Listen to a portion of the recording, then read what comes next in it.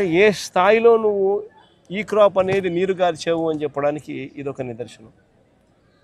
ఈ ప్రభుత్వం పూర్తిగా రైతులను పూర్తిగా గాలికి వదిలేసిన పరిస్థితులు, ఇంత విపత్కర పరిస్థితులు కనపడతా ఉన్నాయి. ఇంత విపత్కర పరిస్థితులు కనపడతా ఉంటే, విపత్కర పరిస్థితులు జరిగిన రోజు ముఖ్యమంత్రి అనే వ్యక్తి ఏం చేస్తాడు? ఓ రోజు అట్టా చాపర్లో తిరుగుతాడు, ఓ చోట ఆగుతాడు, తర్వాత మొత్తం చాపర్లో తిరుగుతాడు, మరుసటి రోజు లండన్ పోతాడు. ఆయన కొడుకు ఇంకొక ఆయన ఆస్ట్రేలియా నుంచి వస్తాడు, వచ్చి మరుసటి రోజు ముంబైలో క్రికెట్ చూడడానికి పోతాడు.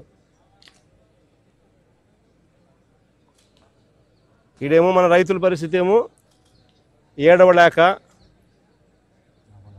కడుపులో బాధ ఉండి దాన్ని తట్టుకోలేక, నవ్వు రాక, ఇది పరిస్థితి వాళ్ళది.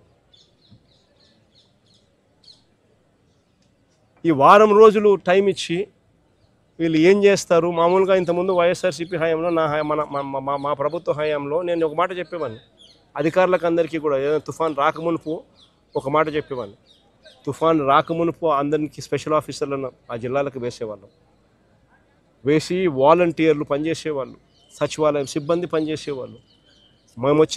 మా ప్రభుత్వ హయాంలో ఏకంగా కలెక్టర్ల పరిధి డిస్ట్రిక్ట్ సైజ్ తగ్గించడం,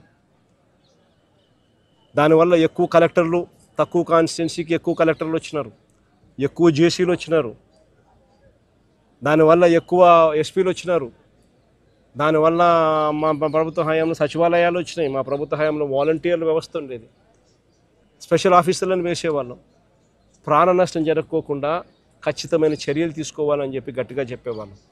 కలెక్టర్ల చేతుల్లో డబ్బులు పెట్టేవాళ్ళం, అన్ని రకాలుగా కలెక్టర్ల దగ్గర నుండి చూసుకోమని చెప్పేవాళ్ళం. ఎన్యూమరేషన్ తుఫాన్ అయిపోయిన వెంటనే ఎన్యూమరేషన్ వెంటనే జరిగేది. వారం రోజులు టైం ఇస్తున్నా, 10 రోజులు నేను టైం ఇస్తున్నా, తర్వాత నేనే వస్తా ముఖ్యమంత్రిగా, వచ్చి ఎక్కడికి వస్తున్నానో నేను చెప్పను, ఏదో ప్రాంతంలో తిరుగుతా. నేను తిరిగినప్పుడు కలెక్టర్ పనితీరు ఎలా ఉంది, పంట నష్టం గురించి ఎన్యూమరేషన్ ఎలా చేశారు, అన్ని సదుపాయాలు మీకు ఇచ్చినారా లేదా అని ఇలాంటి వివరాలు నేను ప్రజలను అడిగి తెలుసుకుంటా. ఏ ఒక్కరైనా కూడా కలెక్టర్ బాగా చేయలేదు అని అంటే మీ ఉద్యోగం పీకేస్తానని చెప్పి గట్టిగా చెప్పేవాడు. ఒక భయం ఉండేది. కలెక్టర్లతో పాటు ఎమ్మెల్యేలు మొత్తం తిరిగేవాళ్ళు. 10 రోజుల తర్వాత ముఖ్యమంత్రి, వారం 10 రోజుల తర్వాత ముఖ్యమంత్రి ఖచ్చితంగా వచ్చేవాడు. ఎక్కడికి వస్తాడో తెలియదు, ఖచ్చితంగా వచ్చేవాడు. వచ్చి సిచ్యువేషన్ అసెస్ చేసేవాడు. ముఖ్యమంత్రి వస్తాడేమో అని చెప్పి కలెక్టర్లు ఎటువంటి తప్పిదం అనే దానికి అవకాశం లేకుండా ఇవ్వకుండా కలెక్టర్లు గట్టిగా చర్యలు తీసుకుంటూ ప్రతి అడుగులోనూ తప్పిదం అనేది లేకుండా పనిచేసేవాళ్ళు. ఈరోజు ప్రభుత్వం చేస్తూ ఉన్న పనితీరు గాలికి ఎగిరిపోయేది. ప్రభుత్వం అన్నది ఈరోజు ఉందా లేదా అర్థం కాని పరిస్థితిలో రైతున్నాడు.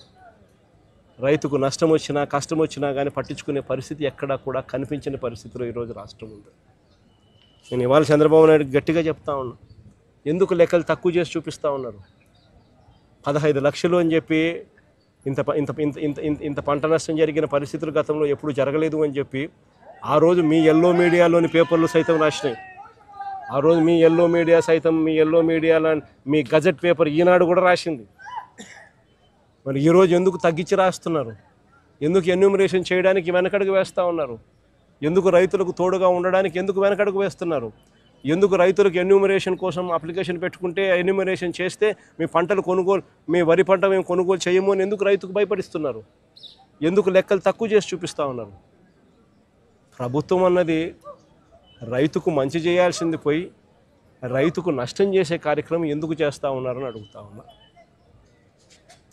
ప్రభుత్వం ఇప్పటికైనా కూడా ఈ చంద్రబాబు నాయుడు గట్టిగా డిమాండ్ చేసి అడుగుతా ఉన్నా, అయ్యా చంద్రబాబు, నీ తప్పిదం వల్ల రైతులకు ఈరోజు ఇన్సూరెన్స్ డబ్బు రావడంలా.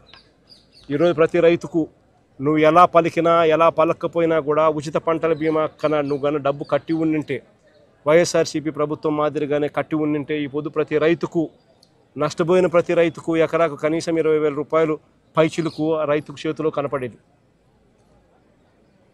నీ తప్పిదం వల్ల జరిగింది అది.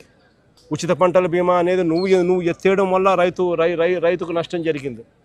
కాబట్టి ఖచ్చితంగా ఆ ఇన్సూరెన్స్ డబ్బు రైతుకు ఖచ్చితంగా వచ్చేట్టుగా చెయ్యాలి అని చెప్పి రైతుల తరఫున డిమాండ్ చేస్తూ ఉన్నాం, గట్టిగా అడుగుతూ ఉన్నాం. ఎందుకంటే తప్పిదం నీది కాబట్టి. రేపు రబీ పంటకు ఇప్పటి నుంచి కనీసం రైతులకు ఉచిత పంటల బీమా కనీసం ఇప్పటి నుంచైనా కానీ ఖచ్చితంగా చెయ్యాలి. ఈ పరిస్థితి మళ్ళీ రైతుకు ఉత్పన్నం కాకూడదు అని చెప్పి కూడా డిమాండ్ చేస్తూ అడుగుతా ఉన్నాం. అదే రకంగా రైతులకు ఇన్పుట్ సబ్సిడీ కింద బకాయిలు పెట్టినారు. దాదాపుగా ఈల లెక్కల ప్రకారమే, అది తగ్గించిన ఈల లెక్కల ప్రకారమే, తగ్గించి ఈలేసిన లెక్కల ప్రకారమే 600 కోట్లు ఇవ్వాలని చెప్పి ఇల్లే బకాయిలు పెట్టారు. ఆ బకాయిల సొమ్మును కూడా వెంటనే రైతులకు ఇవ్వాలి అని చెప్పి కూడా గట్టిగా డిమాండ్ చేస్తూ ఉన్నాం. చంద్రబాబు నాయుడు గట్టిగా మాట్లాడుతూ ఉన్నాం, రైతు సంతోషంగా ఉంటేనే రాష్ట్రం బాగుంటుంది.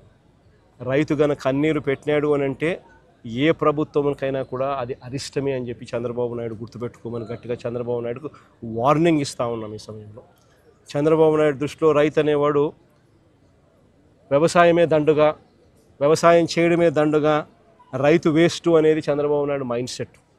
అందుకనే రైతు ఈరోజు ఇన్ని అగసాట్లు పడుతూ ఉన్నాడు, ఇన్ని అవస్థలు పడుతూ ఉన్నాడు.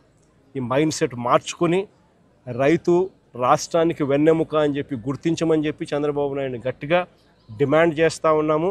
చంద్రబాబు నాయుడు గారు స్పందించే తీరు గన సరిగ్గా లేకపోతే రైతుల తరపున వైఎస్ఆర్సీపీ ప్రభుత్వం పోరాటం చేయడానికి సన్నద్ధంగా రెడీగా ఉంటుందని కూడా ఈ సందర్భంగా గట్టిగా చంద్రబాబు నాయుడుకు వార్నింగ్ ఇస్తూ ఉన్నాం. ఈ సందర్భంగా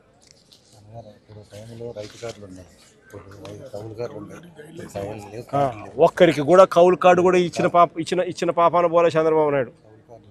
కౌలు కార్డులు కూడా లేవు, కౌలు కార్డులు కూడా వేయడంలే. ఇస్తే మళ్ళీ వాళ్ళకి డబ్బులు ఎక్కడ ఇవ్వాల్సి వస్తుందేమో అని చెప్పి చంద్రబాబు నాయుడు కౌలు కార్డులు కూడా వేయడం కూడా మానేస్తాడు.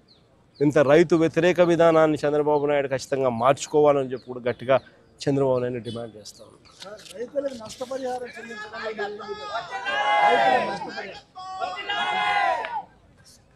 నష్టపరిహారం చెల్లించడంలో